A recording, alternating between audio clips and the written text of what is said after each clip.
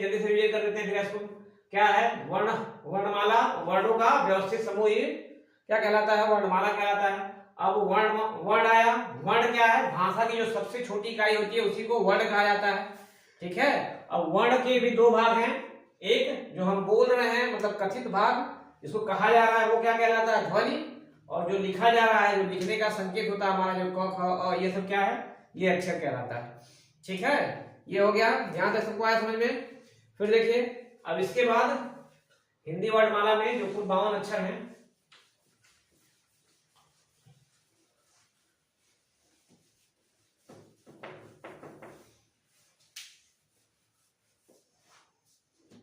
हिंदी वर्णमाला कुल अक्षरों की संख्या है आपकी 52 अक्षर। अक्षर क्यों कह रहा हूं? क्योंकि वो लिखित संकेत है ना, ध्वनि इसलिए नहीं क्योंकि वो बोला नहीं जा रहा है, लिखित संकेत है इसलिए अक्षर बोल रहा हूं। कुल कितने हैं? 52। अब ये कितने प्रकार के होते हैं? तो इनको 3 भागों में बांटा जाता है। 3 भाग में बांटा जाता है। एक आपका स्वर,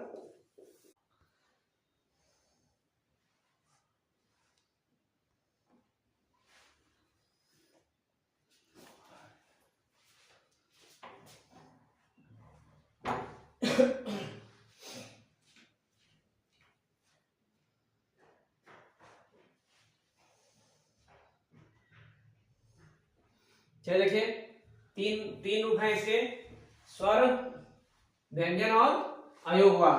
कितने कितने होते हैं सब? तो स्वरों की संख्या कितनी है? 11 स्वर होते हैं।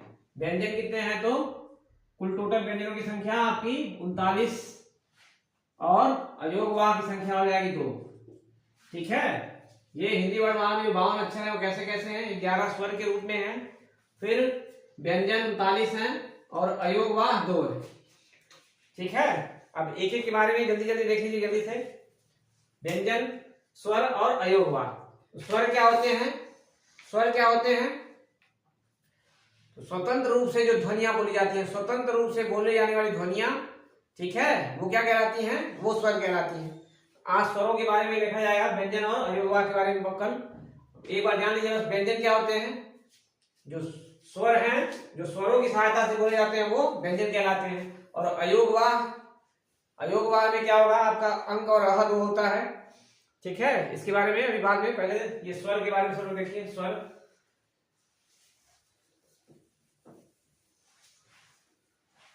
स्वर, तो स्वर क्या है? सबसे पहले तो स्वतंत्र रूप से बोली जाने वाली ध्वनि स्वर कहलाती है। स्वतंत्र रूप से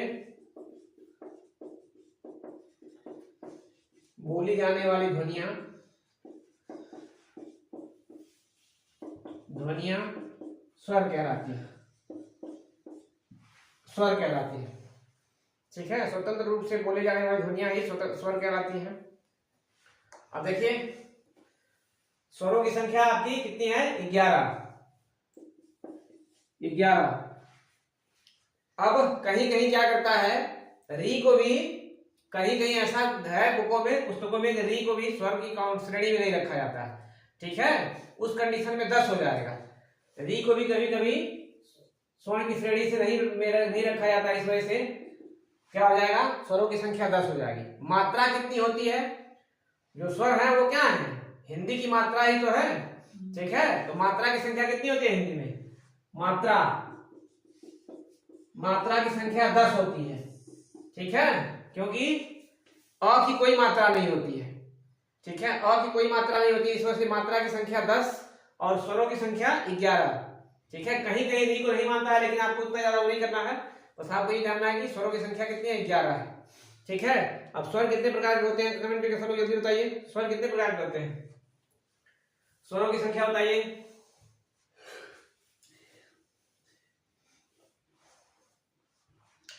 स्वरों की संख्या बताइए सब लोग।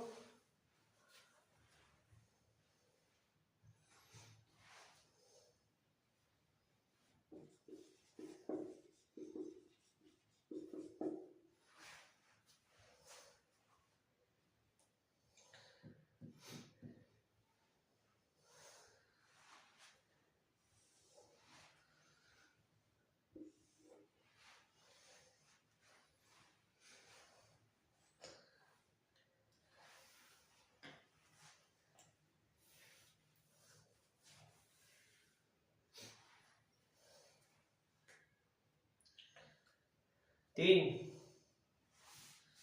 सबके आंसर 3 आ रहे हैं। चलिए देखिए, स्वर जो है अलग अलग आधार पर अलग अलग प्रकार के होते हैं, ठीक है।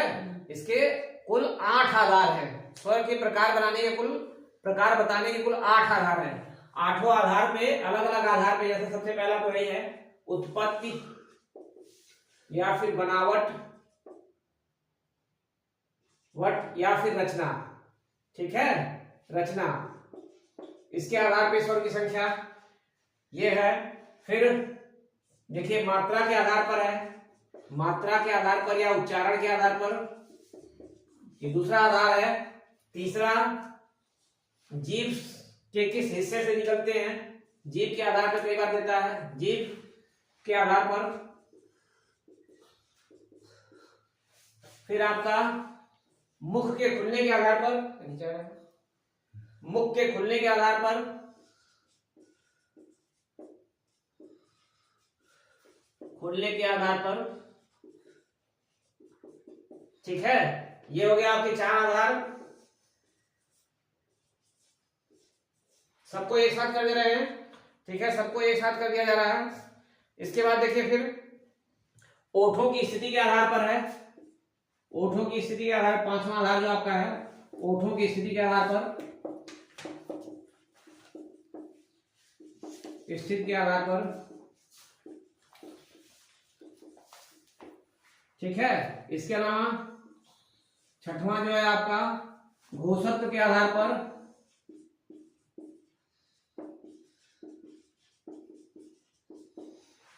फिर अगला है प्राणवायु निकलने के आधार पर, प्राणवायु निकलने के आधार पर, प्राणवायु निकलने के आधार पर।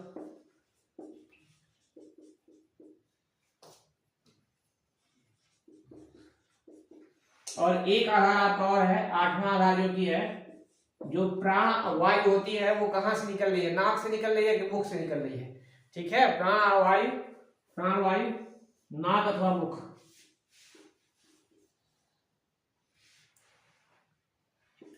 मुख से निकलने के आधार पर।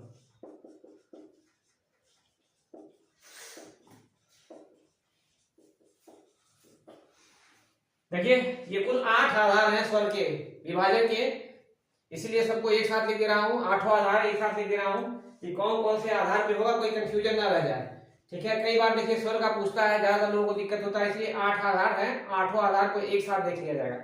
तो सबसे पहले चलिए देखिए उत्पत्ति या बनावट के आधार पर है, ठीक है, उत्पत्ति या बनावट के आधार पर है। तो इस आधार पे स्वर 2 प्रकार के होते हैं।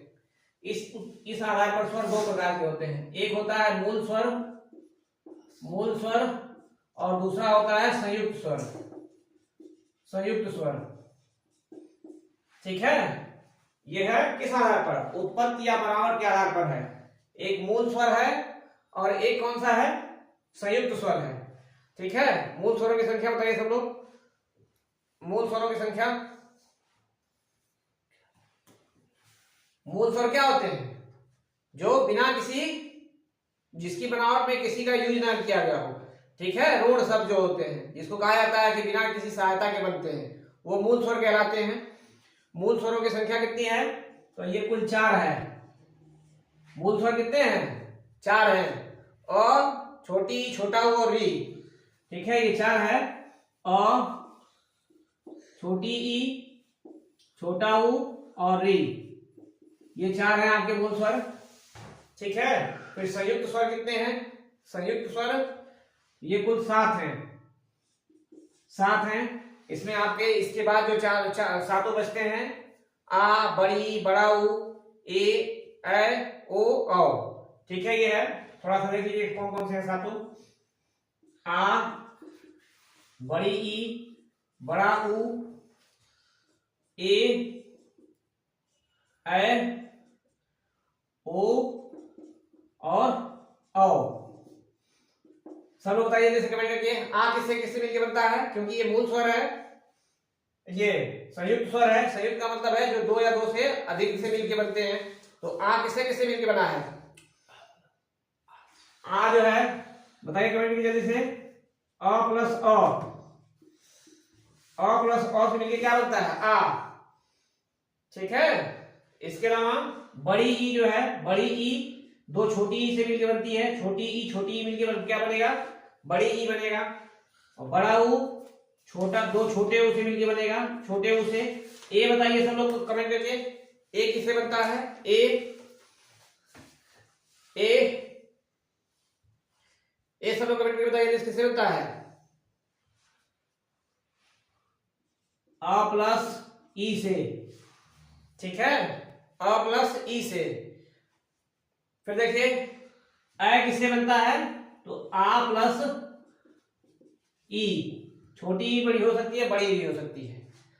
आ के बनने का दो आधार हो गया, अ प्लस ई, क्योंकि आ किससे बन रहा है, आ बन रहा है आपका अ प्लस अ से, तो आ हो गया, तो इसका आधार क्या हो गया, अ प्लस ई, या फिर आ प्लस ई भी कर सकते हैं। ये छोटी बड़ी दोनों मिलकर बन सकता है, ये इसमें कंफ्यूजन नहीं, कोई दिक्कत है इसमें। ठीक है, ये हो गया आपका। अब ओ और अ बताइए, ओ बताइए हम लोग किससे मिलकर बनता है, ओ किससे मिलकर बनता है, ओ और ओ किससे किससे मिलकर बनता है, अ प्लस ऊ से। बाकी लोगों का कमेंट नहीं आ रहा है, केवल एक लोग का आ रहा है, और लोग का क्यों नहीं आ रहा भाई। अ प्लस ऊ से ओ बनता है, और आ प्लस ऊ से। ठीक है, ये छोटा भी हो सकता है, बड़ा भी हो सकता है। तो ये सब अ और औ, ये क्या हो गया, ये तीन स्वरों से मिलके बन जाएंगे। आ जो है अ प्लस ऊ। ठीक है, इसी तरह से अ जो है अ प्लस ई, या एक ही साथ कर सकते हैं आ प्लस ई। ठीक है, इससे मिलके बनता है ये।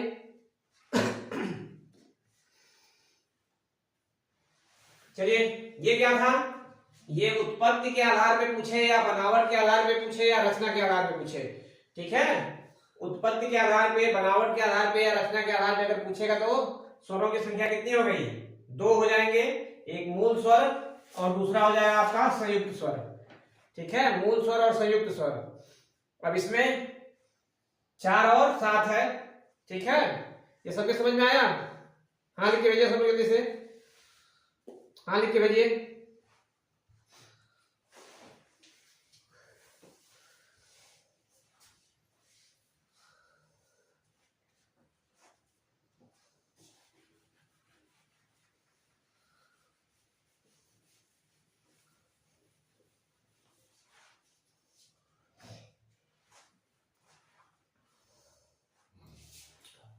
चलिए देखिए, इसके बाद आता है आपका मात्रा या उच्चारण के आधार पर।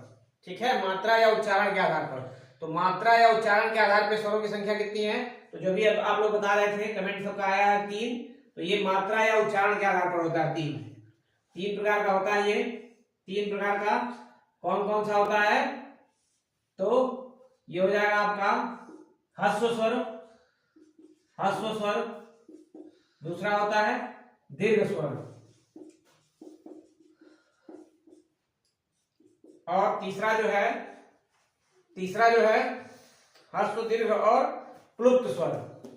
ठीक है, प्लुप्त स्वर।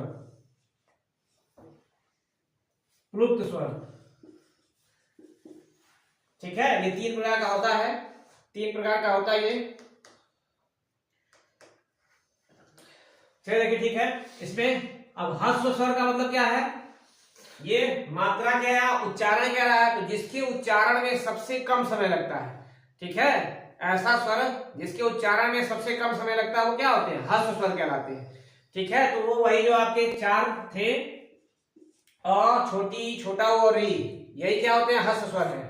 ठीक है, जो आपके मूल स्वर थे, मूल स्वर अभी पढ़े हैं, तो मूल स्वर ये ह्रस्व स्वर होते हैं। ठीक है, कौन कौन से हो जाएंगे, अ, छोटी ई, छोटा ऊ और री, ये क्या है आपके, ये चारों के चारों ह्रस्व स्वर है। ठीक है, फिर इसके बाद देखिए दीर्घ स्वर क्या होता है। दीर्घ स्वर वे स्वर होते हैं जिसके उच्चारण में ह्रस्व स्वर का ठीक 2 गुना समय लगता है। ठीक है, ह्रस्व स्वर का ठीक 2 गुना समय लगता है, वो क्या होते हैं, उन्हीं को कहा जाता है आपका दीर्घ स्वर। जितने भी होते हैं इसके ठीक गुना समय लगता है। अब ये वही 7 आपके हैं जो आपके संयुक्त स्वर पढ़े हैं, वही सभी सातों के सातों क्या है, दीर्घ स्वर होते हैं। ठीक है। और प्लुप्त स्वर में क्या होता है, प्लुप्त स्वर में ह्रस्व स्वर के उच्चारण का ठीक 3 गुना समय लगता है।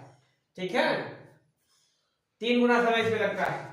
और इसमें कौन सी मात्रा होती है, ओम वाली मात्रा होती है। जैसे किसी को बुलाना है, जैसे राम बुला रहे तो राम को थोड़ा और राम लंबा खींच के बुलाया जाता है जब, ठीक है, राम। तो इस तरह से तो ये जो होता है, जैसे राम दिखा कैसे जाएगा, ऐसे ओम वाली मात्रा फिर मौन।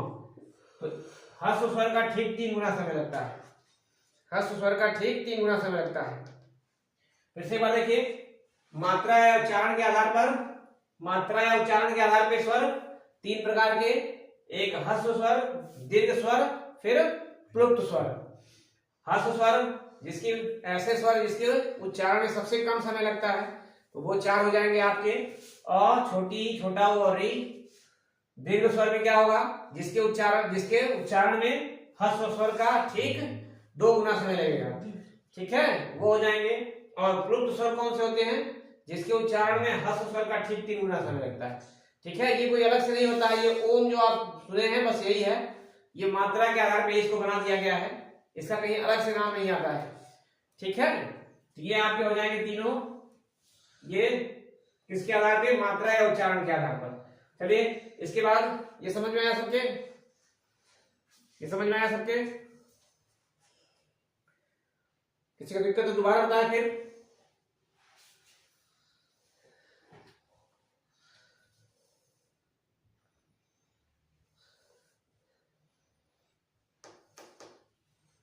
चलिए सबके समझ में आया, ठीक है। अब इसके बाद देखिए अगला आधार आइए, अगला आधार आपका है जीभ के आधार पर, जीभ से उत्पत्ति के आधार पर, मतलब जीभ के किस भाग से निकलते हैं, इस आधार पर सब लोग बताइए कितने होते हैं। जीभ की बनावट के आधार पर, जीभ का प्रयोग के आधार पर कितने प्रकार के स्वर होते हैं। जीभ बना लीजिए सब लोग,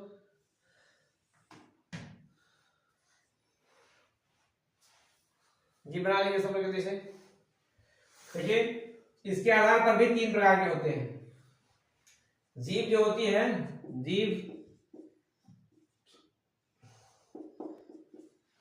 इसके आधार पे 3 प्रकार के, जीभ को 3 भागों में बांट दीजिए। एक सबसे आगे वाला भाग अग्र भाग हो जाएगा, अग्र। ये बीच वाला जो भाग है ये मध्य भाग हो गया, मध्य। और सबसे पीछे वाला जो होगा पश्चिम भाग हो जाएगा, पश्चिम भाग। ठीक है, ये 3 प्रकार की जीभ हो गई, अग्र, मध्य और पश्चिम। तो सबसे मध्य में कौन सा है, मध्य में सब लोग कमेंट करके बताइए कौन सा है, मध्य में कौन सा है। तो इसमें बिल्कुल कोई भी दिक्कत नहीं होगी आपको मध्य में आते हैं। जो स्वर की जो शुरुआत होती है अ, बोलिए आप लोग अ, तो अ कहां से निकलेगा, बीच में, जीभ के बीच से निकलता है। देखिए याद करेगा, सबसे आसान तरीका है, अ जो होता है क्या होता है, एक मात्रा ऐसा जो बीच में होगा। ठीक है, अ के बाद अब छोटी री और ए, ई नहीं, छोटी, बड़ी, ए और है, 4 जो होते हैं, छोटी ई, बड़ी ई, ए और ए, ये चारों कहां से निकलते हैं, एकदम बिल्कुल जीभ के आगे से। देखिए बोल के देखिए सब लोग, बोल के सब लोग देखिए, ई ए, तो जीभ के बिल्कुल आगे वाले भाग से सब लोग निकलते हैं। ठीक है, जीभ के सबसे आगे वाले भाग से निकलते हैं, इसलिए इसको अग्र कहा जाता है। और पश्चिम मतलब सबसे पीछे से जो बाकी बच रहे हैं आपके, कितने हो गए, 4 इसमें हो गए, एक अ हो गया, 5, बाकी जो 6 हैं वो कहां से हो जाएंगे आपके, ये पीछे से निकलेंगे। बाकी सब लोग लिख लीजिए जल्दी, कौन कौन से हैं, आ, फिर दोनों ऊ हो गए, छोटा ऊ, बड़ा ऊ, फिर री। देखिए री को लिख भी सकते हैं, नहीं भी लिख सकते हैं, री से कोई बहुत ज्यादा मतलब नहीं पड़ता है। फिर कौन सा बचा है, ओ और औ। ठीक है, ये है आपका जीभ के आधार पर, जीभ से निकलने के आधार पर 3 प्रकार के हो गए, अग्रभाग से, जीभ के अग्रभाग से, मध्य भाग से और पश्च भाग से। तो सब सिंपल सा आसान सा तरीका है, मध्य भाग में अ, ठीक है, फिर अग्रभाग से छोटी, बड़ी और ए ए। देखिए ए और ए अ से ही मिलकर बनता है ना, और ई से, तो ये भी दोनों यहीं से निकलता है, इतना ध्यान रखिए। और पश्च भाग से बाकी जितने भी बचते हैं वो पश्च भाग से हो जाएंगे। ठीक है, तो 3 आधार हो गया। 3 आधार में सबसे पहले रिवीजन कर लीजिए क्या क्या था। एक रचना या उत्पत्ति या बनावट के आधार पर स्वर कितने प्रकार के थे? 2 प्रकार के, एक मूल स्वर या संयुक्त स्वर। ठीक है, मूल या संयुक्त स्वर। फिर वही मात्रा के आधार पर 3 प्रकार के हो गए, मात्रा या उच्चारण के आधार पे ह्रस्व, दीर्घ और प्लुप्त। ठीक है, ह्रस्व मतलब जिसको बोलने में सबसे कम समय लग रहा है, दीर्घ मतलब ह्रस्व से ठीक दूना समय, और प्लुप्त मतलब ह्रस्व का 3 गुना समय। ठीक है, फिर आ जाइए जीव के आधार पर। तो जीव के आधार पर भी आपको बताया 3 भाग ये इसका भी होता है, और मतलब मध्य भाग, अग्र भाग और पश्च भाग। अ हो गया मध्य भाग से, छोटी बड़ी हो गया, और ए हो गया अग्र भाग से, बाकी 5 जो बचे हैं वो पश्च भाग से गए। चलिए इसके बाद अगला आधार देखिए। अगला आधार है मुख से खुलने के आधार पर। मुख के खुलने के आधार पर ये मिटा दे रहा हूं, बाकी जो है जो हो गया है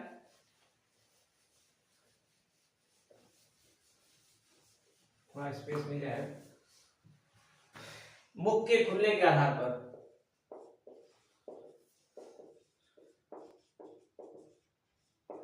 सब लोग कमेंट करके बताइए कितना होता है। मुख के खुलने के आधार पर कितने प्रकार का होता है स्वर? मुख के खुलने के आधार पर कितने प्रकार का होता है? जल्दी बताइए कमेंट करके सब लोग।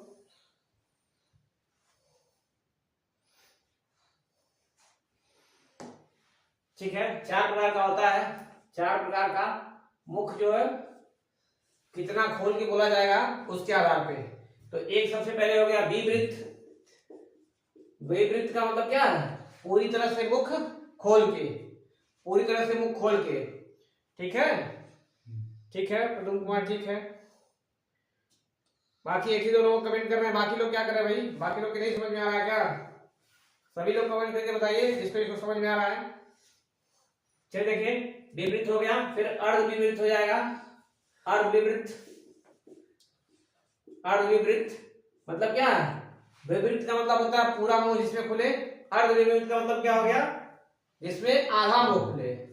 ठीक है, फिर होता है एक, यही अर्ध दोनों साथ में लिख दीजिए, अर्ध सवृत्त। सवृत्त और समवृत्त, इन दोनों का मतलब होता है, यहां पे देखिए विवृत का मतलब ओपन, पूरा ओपन का मतलब पूरा मुंह खोल के बोलना। ठीक है, और समवृत्त का मतलब हो गया क्लोज्ड। क्लोज्ड मतलब पूरा मुंह बंद करके बोलना। अब अर्ध मतलब यहाँ पे विवृत है तो आधा खोल के बोलना, और ये अर्ध समवृत्त आधा बंद करके बोलना। तो सबसे पहले देखिए मुख खोल के बोलिए, सब लोग उच्चारण बताइए किसका निकलेगा पूरा मुख खोल के? कौन सा निकलता है? कमेंट में बताइए इसको सब लोग, बताइए कमेंट करके सब लोग बताइए।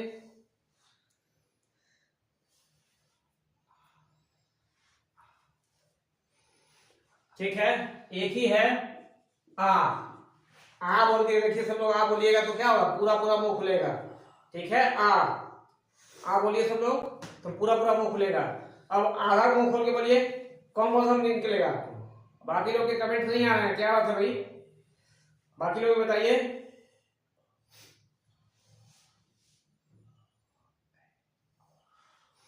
चलिए इसके बाद देखिए, अर्ध में आधा जब बोलेंगे तो बोलेंगे तो आधा ही खुलेगा। इसके अलावा ए होता है और अ होता है।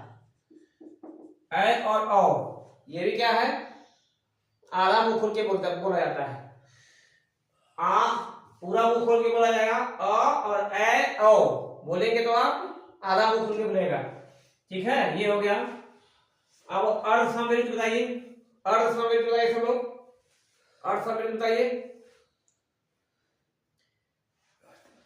इसमें देखिए इसका जो 2 बचा हुआ भाग है ए और ओ।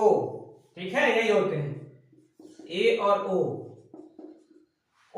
ए जब बोलेंगे तो आधा बंद रहेगा, आधा खुला रहेगा।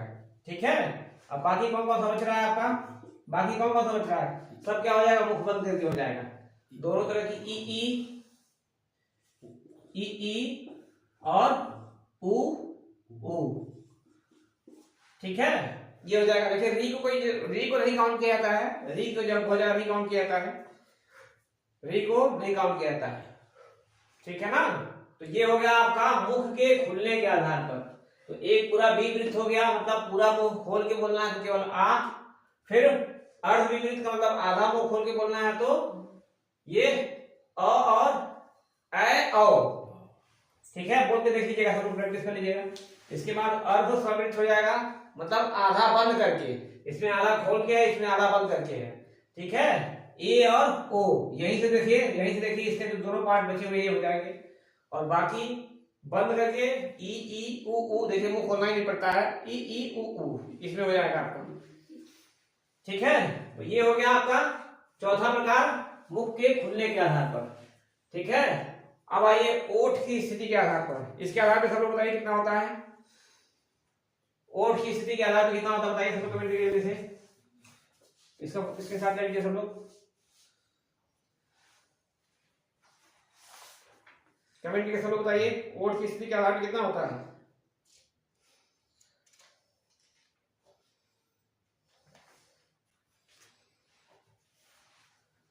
बताइए ओठ की स्थिति के आधार पर।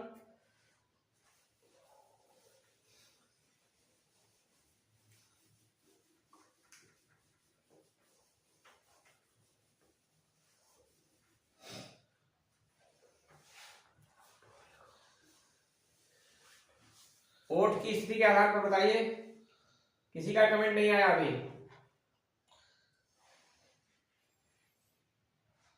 देखिए ओठ की स्थिति के आधार पर केवल दो प्रकार का होता है।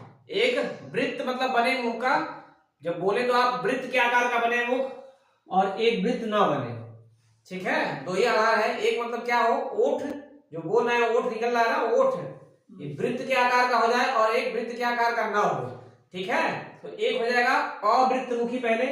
और पहला देखिए दो प्रकार होता है, एक अवृत्तमुखी, इसका दो प्रकार देख लीजिए, अवृत्तमुखी, और दूसरा होगा वृत्तमुखी। वृत्तमुखी, वृत्तमुखी मतलब क्या है, जिसमें ओठ वृत्त के मुख के आकार, वृत्त के आकार का हो जाएगा, वृत्तमुखी हो गया। और जिसमें ओठ वृत्त के आकार का नहीं होगा वो अवृत्तमुखी हो जाएगा। ये दो आकार होता है ओठ के आकार पर, ठीक है।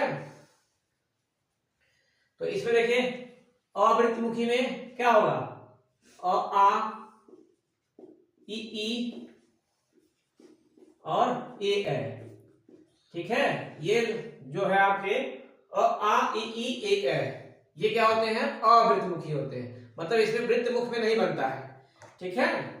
देख लीजिए सब लोग, अ आ ई ए ऐ कहां बन रहा है, वृत्त के आकार का नहीं बन रहा है। और बाकी उ जब बोलेंगे तो अपने आप क्या होगा, वृत्त के आकार बन जाएगा, उ वृत्त बन जा रहा है। ओ उसमें भी वृत्त बन जाएगा, ओ ठीक है, ओ। देखिए एक चीज बताना भूल गए थे, आगत स्वर भी एक आता है ना, आगत स्वर। जैसे डॉक्टर जब लिखा जाता है डॉक्टर, तो डॉक्टर में आ की मात्रा के साथ ऐसे आधा वो लगाते हैं, चंद्रबिंदी नहीं कहेंगे इसको, ये आ की मात्रा, तो आगत स्वर भी होता है आ, ठीक है। आ जो है आगत स्वर है, ये भी कहीं कहीं दे देता है। तो जी जो जीभ वाला लिखे हैं, ठीक है, जीभ वाले में सब लोग लिख लीजिए, जीभ वाला कौन कौन सा तीनों प्रकार लिखे ना। तो जो सबसे पिछला वाला भाग होता है पश्च स्वर, सब लोग इसको भी कहीं उसी में बढ़ा लीजिएगा, जो जीभ के आधार पे लिखे हैं, क्योंकि उसमें पहले के जो पढ़े हैं आप मात्रा के आधार पे उस पर भी नहीं है, बनावट के आधार पे उस पर नहीं है। ये कहां से आया, आगत मतलब होता है बाहर से लाना, ठीक है। तो बाहर से आया है तो इसलिए तीसरे, डायरेक्ट तीसरे में आपका जाएगा। तीसरा मतलब क्या हो गया, जो तीसरा प्रकार लिखवाए थे, तीसरा प्रकार जीभ के आकार में लिखवाया गया था ना, तो ये पश्च में बोला जाता है, पश्च। पश्च स्वर है मतलब जीभ के सबसे पिछले हिस्से से, पश्च, ठीक है। उसके बाद अगला आधार कौन सा लिखवाए थे, अगला आधार मुख के खुलने के आधार पर लिखवाया गया था। तो इसमें अर्ध विवृत, एक विवृत वाला था और एक अर्ध विवृत, मतलब कौन कौन सा, अर्ध विवृत में कौन कौन सा लिखवाया गया है, अ ऐ और औ, ठीक है। लिखवाए थे अ ऐ और औ, उसी में इसको भी जोड़ लीजिएगा, आगत स्वर ये भी छूटता जा रहा था, इसको भी जोड़ लीजिएगा, ठीक है, उसी में इसको भी जोड़ लीजिए। फिर एक, हाँ इसमें आ जाइए, इसमें भी ये आ होता है, आ होता है, आगत वाला भी इसमें क्या होगा, विवृतमुखी में होता है, विवृतमुखी, वृत्तमुखी में, विवृत नहीं वृत्तमुखी में। ठीक है, तो ये हो गया आपका पांचवा आधार। ओठ की स्थिति के आधार पे, ओठ की स्थिति के आधार पे केवल दो प्रकार का होता है, एक अवृत्तमुखी जिसमें वृत्त नहीं बनेगा, और दूसरा वृत्तमुखी मतलब जिसमें वृत्त बनेगा। ठीक है, तो अ ई ई ए ये सब क्या है, ये अवृत्तमुखी स्वर होते हैं। और इसके अलावा छोटा ऊ, बड़ा ऊ, ओ, और ये आगत स्वर आ जो होता है। ठीक है, आगत स्वर आ, ये भी किसमें होगा, ये भी आपका हो जाएगा वृत्तमुखी में।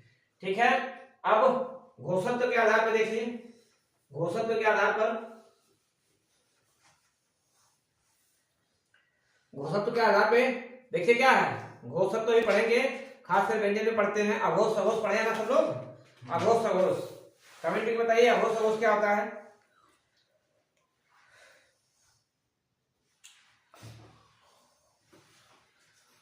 चलिए देखिए, अघोष सघोष का मतलब है, ये इसमें दो प्रकार के होते हैं, अघोष सघोष, अघोष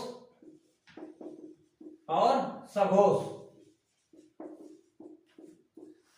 ठीक है, मतलब जो हमारी वायु निकल रही है, प्राणवायु निकल रही है, इसमें जो कंपन होता है, कंपन के आधार पे अगर ज्यादा कंपन है तो सघोष हो जाएगा। जो कंपन के साथ अगर निकल रही है प्राणवायु तो क्या हो जाएगा, सघोष, और कंपन नहीं है तो अघोष। तो इसमें बस ज्यादा कुछ नहीं करना है आपको, बस सभी स्वर क्या होते हैं, सभी स्वर जो होते हैं वो सघोष होते हैं। ठीक है ना, जितने स्वर हैं सब सघोष होते हैं, यही लिख लीजिए, सघोष में ही सभी स्वर सघोष। ठीक है, सभी स्वर, अघोष कोई स्वर नहीं होता है, इसको जानते रहिए, अघोष जो होता है कोई स्वर नहीं होता है, सभी स्वर जो होते हैं सघोष होते हैं।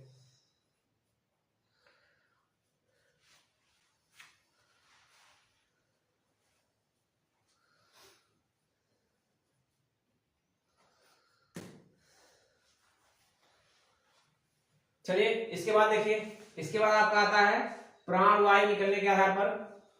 ये बस ये जानते रहिए, सभी स्वर क्या होते हैं, सघोष होते हैं। अब अगला है जो सातवां आधार बताए थे, सातवां आधार क्या है, प्राण वायु निकलने के आधार पर। प्राण वायु निकलने का मतलब क्या है, गूंज के साथ निकलना।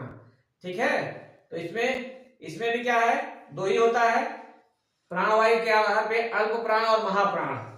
अल्प प्राण, अल्प प्राण और महाप्राण, अल्प प्राण महाप्राण। सब लोग बताइए कमेंट करके, स्वर क्या होते हैं, अल्प प्राण होते हैं, महाप्राण होते हैं।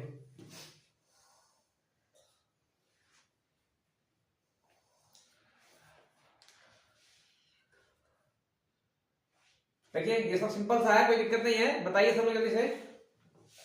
जो हवा निकलती है, प्राणवायु जिसको बोला जाता है, जो हवा निकलती है उच्चारण में, ठीक है, उसी को बोला जाता है घोष। ये अल्प प्राण महाप्राण। कम वायु निकलेगी तो अल्प प्राण हो जाएगा, ज्यादा वायु निकलेगी तो महाप्राण हो जाएगा। देखिए स्वर बोलते समय आसानी से निकल जाते हैं सब, और आ ई ज्यादा उसमें क्या है, प्राणवायु नहीं निकलती है, इसीलिए सभी स्वर क्या होते हैं, अल्प प्राण होते हैं। सभी स्वर जो होते हैं अल्प प्राण होते हैं, और कोई भी स्वर महाप्राण नहीं होता है, कोई भी स्वर महाप्राण नहीं होता है।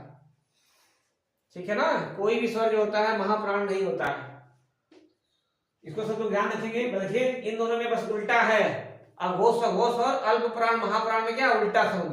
अघोष सघोष में क्या है, सघोष है, ठीक है, और अल्प प्राण महाप्राण में अल्प प्राण है, ये ध्यान दीजिएगा सब लोग। और एक बात लास्ट है, लास्ट और आठवां आधार, ना क्या दिख रहा है,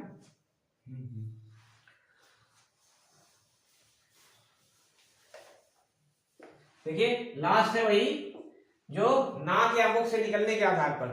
ये बताइए कोई इसके बारे में बताइए।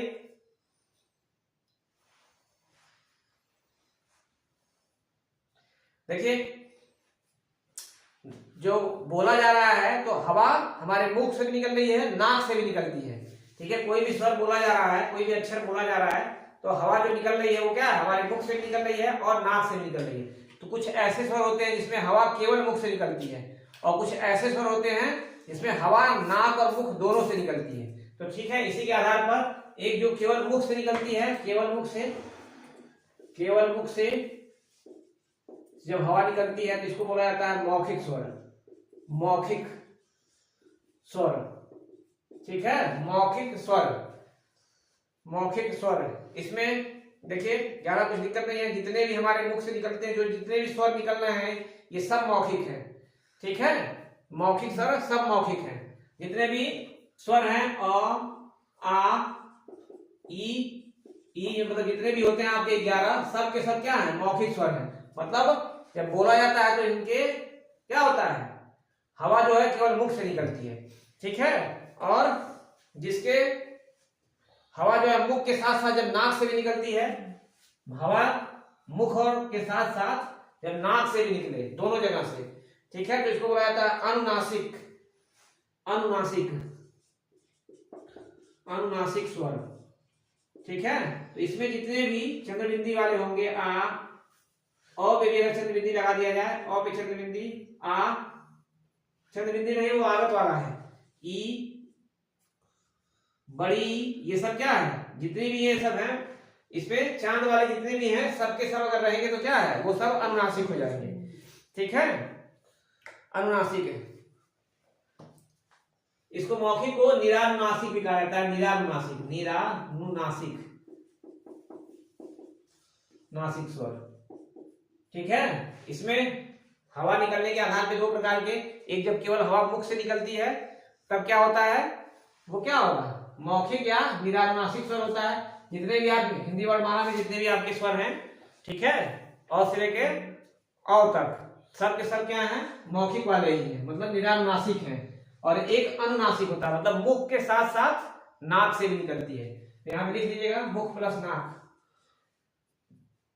मुख प्लस नाक दोनों से निकलता है। ठीक है, इसमें जो भी आगत वाले हैं, जिसपे भी चांद वाला लगा रहता है वो होता है। चलिए, तब ये देखिए कुल कितने हो गए स्वर टोटल आपके। अब कुछ है जो कहां कहां से निकलते हैं, कंठ से, तालव्य से, तो इसको जब व्यंजन में पढ़ा लेंगे तो दोनों को एक साथ करके पढ़ाएंगे। ठीक है, इसमें इसको बस आप इसीलिए सबको इकट्ठा कर दिए हैं, स्वर को 8 अलग अलग आधार में कितने कितने प्रकार के होते हैं, ये सब लोग एक साथ इकट्ठा लिख लीजिएगा। बाकी जो कोई अगर कोई दिक्कत होगी तो फिर कल पूछ लीजिएगा। चलिए, फिर जो है लंबा भी क्लास हो रहा है। चलिए सभी को गुड नाइट।